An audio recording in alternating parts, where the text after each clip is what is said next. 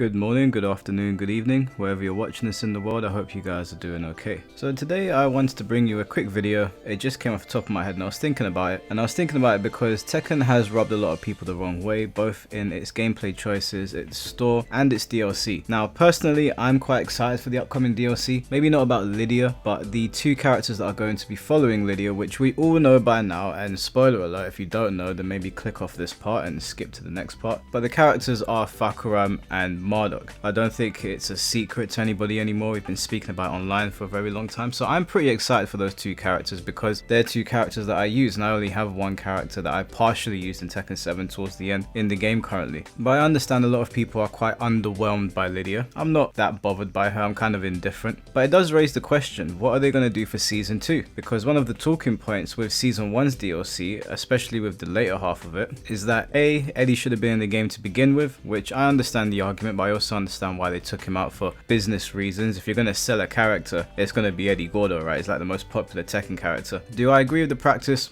Not really, but I understand the logic behind it. And then you have three characters following that we paid for in Tekken 7 in Lidia, Fakuram and Marduk, and people feel a little bit hard done by that because it's like, how many times are we going to pay for these characters? Now obviously you have a choice to pay for them, nobody's forcing you. The problem is that the characters weren't revealed before the game came out, and so people that bought the collector's edition or invested in the season pass obviously didn't know what was coming, and unlike Street Fighter 6 they kept it a secret, and basically you've purchased a season pass with characters that you've purchased in the previous game. Like I said, I'm just repeating some of the talking points of some people online. They're not necessarily ones that I share, although I definitely hear where they're coming from, but it raises the question, where is Season 2 going to go from here? Now I think Season 2 needs to come out swinging, and they need to swing hard. Tekken is still very popular. It's not doing as well as Street Fighter 6 right now, but it's still very popular, and it is Season 1, and as many people have said, although I know this is not a talking point everybody agrees with, we are in the arcade year of Tekken 8, and so Tekken has enough goodwill with its community to ride out this storm, so to speak. But I think that could take a massive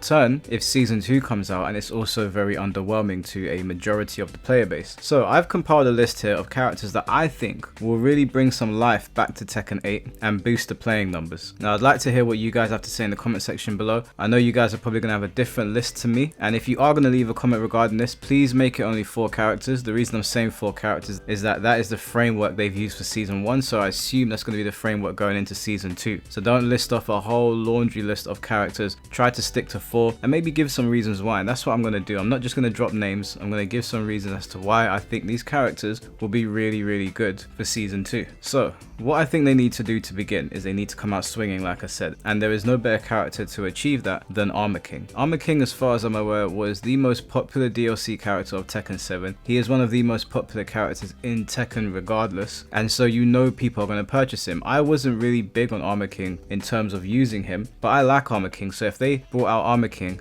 I probably would purchase the character and try him out and see if it's my time to switch over to him. He's one of those characters that just has that very hard to replicate aura about them. He's a very cool version of King. He's got some very cool moves. He's a stance character as well. He's got a wave dash. He has a God Fist, funnily enough, and people love Armor King. Also, I think seeing King and Armor King fighting each other is really appealing to people, so I think Armor King is one character where you don't even need to add him into the story. There doesn't need to be any explanation as to why he is there. Armor King just fits in any Tekken game, and I think people will be more than happy to purchase it. I can imagine the roof just exploding if they revealed Armor King, so he would be my number 1 pick to bring into Tekken 8 to really get Season 2 rolling and put it more in a positive light, because for as much as Tekken 8 has done wrong, having the right characters in the game will bring certain people back. In the same light as Armor King, the next character I think they should drop to keep that ball rolling, to keep the hype rolling and not postpone it or make people raise eyebrows, is Anna. Anna Williams is obviously the sister of Nina Williams. She is an insanely popular character. I don't know if she's as popular as Nina, but she's definitely up there. And from what I can remember on Tekken 7, people were using her more than Nina, so she is a very popular character, both amongst men and women. She's one of the few female characters actually that I'm aware of that a lot of my male friends use. A lot of my male friends don't really use female characters, a lot of them stick to male characters, but Anna's an exception. I think she's a very cool character. She's got a very cool moveset, and I would like to see her back in. She's another one of those characters that I feel like should just be in Tekken. I don't know why we have to pay for her, but if we're talking about business practices, I can completely understand why they would want to hold off on her and use her as a way to bring more people back into the game, and I do think you'll bring a hefty amount of people back to Tekken 8 with this character. Now the next character, I don't want it to come across as biased, this is what I truly believe, You can disagree with me in the comment section. But the next character I believe should be in Tekken 8 is Ancient Ogre.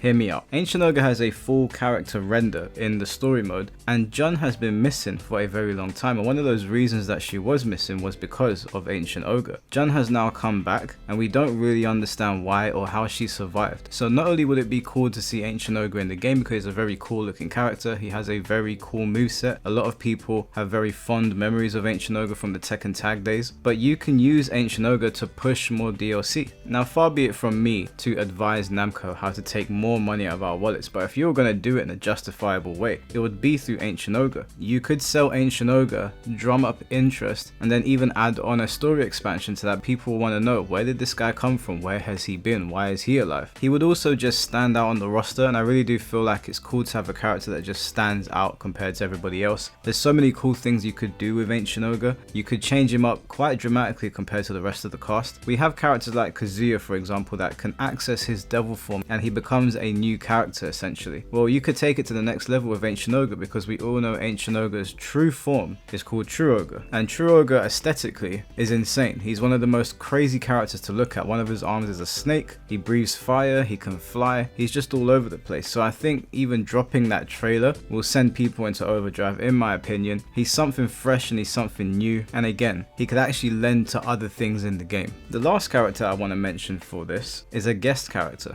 Now we know guest characters are going to show up at some point, and we know at some point they're going to absolutely throw us off the rails with some off the hand inclusion. If you had told me back when Tekken 7 was coming out that eventually Negan would be in the game, I would have laughed at you, because Negan is just a guy on a TV show. He is not a fighter, he does not have a full moveset, and yet there we were watching the Tekken characters get mashed over the head with a baseball bat. So anything is possible, but I think they should play it a little bit more safe this time, at least with the first guest character, because I doubt there's going to be only one character in this game that comes from another franchise. Now initially I would have said Kiryu from the Yakuza games, but we know that a Virtual Fighter game is coming out, and I can't imagine Sega giving up one of their most popular characters, one of the most popular characters in the history of gaming, when they have their own fighting game coming out. I imagine we're going to see Kiryu in that game if they can somehow talk to the creators of Yakuza and get them to snap out of the delusion like anybody's going to care if Kiryu is seen hitting a woman. We will get over it within the first day. Then we're probably going to see Kiryu in a Virtual Fighter game. So if we put Kiryu aside because it seems unrealistic now, the character that I am suggesting comes in as a guest character